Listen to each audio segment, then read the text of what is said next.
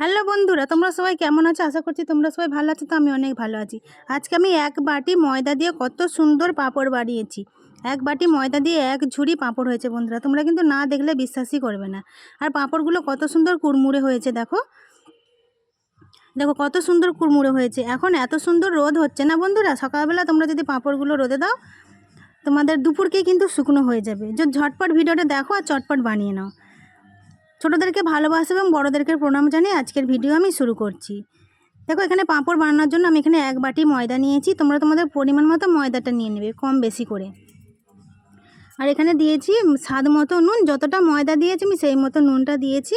আর দিয়ে দিচ্ছি half table চামচের মতো জিরে। তোমরা যদি ময়দার পরিমাণ বেশি নাও তাহলে জিরের পরিমাণটাও কিন্তু একটু বেশি দিয়ে দেবে।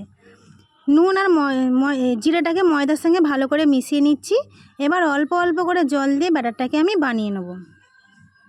আর ব্যাটারটা কিন্তু খুব স্মুথভাবে বানাতে হবে, যাতে ব্যাটারের মধ্যে কোনো ডোলা না থাকে।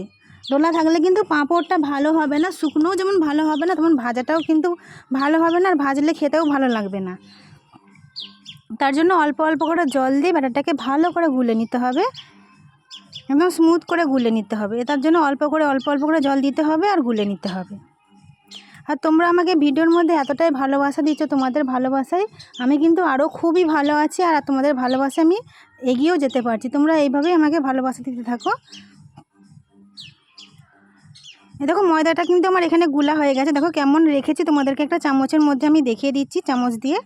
দেখো চামচের পিছনটা আমি ভালো করে লাগিয়ে নিচ্ছি। দেখো দেখো একটা আঙুল দিয়ে টানলে কিন্তু একটা মানে দাগের মতো হয়ে যাচ্ছে। এই সময় বুঝতে হবে তোমাদের ব্যাটারটা কিন্তু ঠিকই আছে। এবার পাঁপড় বানানোর জন্য ব্যাটারটা তৈরি হয়ে গেল আমার। এবার এখান থেকে আমি একটা ছিদ্র থালা নিয়েছি। এবার ছিদ্র থালার মধ্যে আমি তিনটে যে কোনো কৌটোর ঢাকন হলেই চলবে, কৌটোর ঢাকন নিয়েছি। তোমরা চাইলে হাঁড়ির ঢাকন কিংবা যে কোনো স্টিলের প্লেটের মতো হলেও নিয়ে নিতে পারো। এরকম কৌটোর মুখগুলো হলে কি হয়, ছোট ছোট পাঁপড়গুলো একটু ছোট ছোট হয়, ভাজতেও মানে সুবিধা হয়, সুন্দরও দেখতে লাগে। এর মধ্যে তেল ব্রাশ করে নিয়েছি, অল্প করে তেল দিয়ে ব্রাশ করে নিতে হবে। আর অল্প অল্প করে দেখো আমি এখানে ময়দার ব্যাটারটা দিয়ে দিচ্ছি। এবার চারিদিকে ভালো করে ঘুরিয়ে ঘুরিয়ে লাগিয়ে নিতে হবে। যেহেতু তেল দিয়ে ব্রাশ করেছি এর জন্য হয়তো লাগবে না প্রথমটা, কিন্তু ভালো করে দেখো চারিদিকে ঘুরিয়ে ঘুরিয়ে লাগিয়ে নিলেই কিন্তু হয়ে যাবে। এ দেখো একইভাবেই কিন্তু আমি তিনটেকে এরভাবে ঘুরিয়ে ঘুরিয়ে লাগিয়ে নেব। আর তোমাদের কাছে যদি ছিদ্র থালা না থাকে তোমরা মানে জলের মধ্যে স্ট্যান্ডটাকে বসিয়েও বানিয়ে নিতে পারো। মানে স্ট্যান্ডের ওপরে প্লেট কিংবা থালা, আর হাঁড়ির মুখেতেও হয়। তোমরা চাইলে যে ভাতের হাঁড়িতে জল দিয়ে হাঁড়ির মুখেতেও বানিয়ে নিতে পারো। দেখো সবগুলো কিন্তু আমি ঘুরিয়ে ঘুরিয়ে লাগিয়ে নিয়েছি, মানে চারিদিকেই কিন্তু আমার ঘুরে ঘুরে ভালো করে লেগে গেছে। দেখো যেহেতু আমার এখানে জলটা ফুটে উঠেছিল তার জন্য এখানে আমার এটা গরম হয়ে গেছে, আমি ভালো করে বসাতে পারছিলাম না। এটাকে ভালো করে বসিয়ে দিয়ে 15 থেকে 20 সেকেন্ড আমি হতে দেবো। 15 থেকে 20 সেকেন্ড হলে কিন্তু পাঁপড়টা ভালোভাবে তৈরি হয়ে যাবে। কীভাবে বুঝবে পাঁপড়টা তৈরি হয়েছে? দেখো একটা আঙুল দিয়ে টাচ করলেই বুঝতে পারবে। যদি এটা কাঁচা থাকে তাহলে তোমাদের হাতের মধ্যে কিন্তু লেগে যেতে পারে। দেখো এখানে নামিয়ে নিয়ে আমি একটু ঠান্ডা করে নিয়েছি। এবার একটা ছুরির সাহায্যে আমি এগুলোকে তুলে নেব। ছুরি কিংবা চামচ দিয়েও তোমরা এটাকে তুলে নিতে পারো। দেখো কত সুন্দরভাবে উঠে আসছে। আর পাঁপড়গুলো কত পাতলা হয়েছে। যত পাতলা হবে পাঁপড়গুলো খেতে কিন্তু ততটাই সুন্দর হবে, আর তাড়াতাড়ি শুকনোও হয়ে যাবে রোদ্দুরের মধ্যে। দেখো তোমাদেরকে আবার একটা আমি তুলে দেখাচ্ছি। দেখো এটাও কত সুন্দরভাবে উঠে গেছে। তোমরাও প্লিজ এইভাবে বাড়িতে ট্রাই করো, অবশ্যই তোমরাও বানাতে পারবে এইভাবে পাঁপড়। আর এইভাবে পাঁপড় বানিয়ে 1 বছরের মতো সংরক্ষণ করেও রাখতে পারবে। দেখো আবারও একটা দেখাচ্ছি। দেখো কত সুন্দরভাবে কিন্তু উঠে আসছে পাঁপড়গুলো, একটাও কিন্তু গায়ে লেগে আসছে না, সবগুলো কিন্তু গোটা গোটাই উঠে আসছে। দেখো তোমাদেরকে আবার আমি দেখাচ্ছি, এই কৌটোর ঢাকনের মধ্যে কিন্তু আর কোনো তেল ব্রাশ করতে হবে না, একবার তেল ব্রাশ করে নিলেই হয়ে যাবে। আবারও অল্প অল্প করে ব্যাটার দিয়ে দিচ্ছি।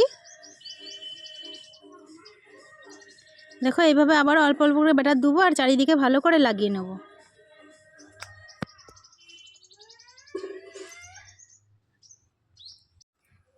দেখো বন্ধুরা, একটার পর একটা কিন্তু এভাবে ঘুরিয়ে ঘুরিয়ে লাগিয়ে নিতে হবে, তাহলেই কিন্তু পাঁপড়গুলো খুবই ভালোভাবে উঠবে। আর একদম একটু ফাঁকা রাখা চলবে না, ফাঁকা রাখলে কিন্তু পাঁপড়গুলো এখান থেকে ছিঁড়ে যেতে পারে। সবগুলোই লাগিয়ে নিয়েছি। এবারে আমি থালাটা আর উঠালাম না, থালার মধ্যে আমি এই কৌটোর ঢাকনগুলো দিয়ে দিলাম। এবার আবারও আমি চাপা দিয়ে 15 থেকে 20 সেকেন্ডের মতো হতে দেবো। দেখো হওয়ার পর আমি আবার তুলে নিয়ে চলে এসেছি। এটাকে আমি ঠান্ডা করে নিয়েছি, আবারও আমি তোমাদেরকে তুলে দেখাচ্ছি। এই দেখো, প্রথমবারে কিন্তু আমি তেল ব্রাশ করেছিলাম, আর কিন্তু আমি তেল এখানে ব্রাশ করিনি। তেল ব্রাশ না করে দেখো পাঁপড়গুলো কত সুন্দরভাবে উঠে যাচ্ছে। তোমাদেরকে আবার একটা তুলে দেখাই। এটা কিন্তু হাত দিয়ে উঠবে না বন্ধুরা, এটা যে কোনো ছুরি কিংবা চামচ দিয়েই তুলে নিতে হবে।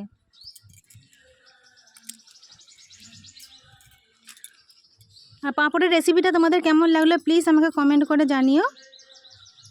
আর ভিডিওটাকে অনেক অনেক অনেক শেয়ার করে দিও, যাতে তোমাদের মতো অন্য কোনো বন্ধুরাও দেখে এরকম পাঁপড় বানিয়ে নিতে পারে। আর এরকম বাড়িতে বানানো পাঁপড় বড় থেকে বাচ্চা সবাই খুব পছন্দও করবে। আর এইরকম পাঁপড় বানিয়ে তোমরা 1 বছর সংরক্ষণ করে রাখতেও পারবে। এই পাঁপড়গুলো খুব টেস্টিও হয় বন্ধুরা। দেখো পাঁপড়গুলোকে আমি রোদে দিয়ে শুকনো করে নিয়েছি। দেখো শুকনো হওয়ার পর দেখো কত সুন্দর শুকনোও হয়েছে। আবার দেখো পেছন থেকে আঙুলগুলো কিন্তু আমার দেখা যাচ্ছে কত পাতলা হয়েছে। যত পাতলা হবে পাঁপড়গুলো কিন্তু খেতে ততটাই সুন্দর হবে। দেখো এখানে আমি তেল গরম করে নিয়েছি, তার তেলের মধ্যে ছেড়ে দেওয়ার পর দেখো কত সুন্দরভাবে ভেসে উঠছে। আর পাঁপড়গুলো কিন্তু লালও হয়ে যাচ্ছে না, দেখো কত সুন্দর সাদা তরতরে হয়েছে। প্লিজ ভিডিওটি ভালো লাগলে লাইক কমেন্ট শেয়ার করতে ভুলো না। অবশ্যই কমেন্ট বক্সে জানিও তোমাদের কেমন লাগলো। আর বাড়িতে বানাতে ভুলবে না কিন্তু। আর ভিডিওটি ভালো লাগলে প্লিজ চ্যানেলটিকে সাবস্ক্রাইব করে রেখো, যাতে প্রথম কোনো ভিডিও আপলোড করলে তোমাদের কাছে পৌঁছে যায়। দেখো এক এক করে পাঁপড়গুলোকে আমি ভেজে নিচ্ছি। পাঁপড়গুলো ভেজে নিয়ে তোমাদেরকে দেখাবো যে পাঁপড়গুলো কতটা মুচমুচে হয়েছে। পাঁপড়গুলো আমার এখানে ভাজা হয়ে গেছে। এই দেখো বন্ধুরা, পাঁপড়গুলো ভেজে নিয়ে আমি চলে এসেছি। দেখো পাঁপড়টা কতটা মুচমুচে হয়েছে, তোমরা কিন্তু দেখেই বুঝতে পারছো কতটা মুচমুচে হয়েছে।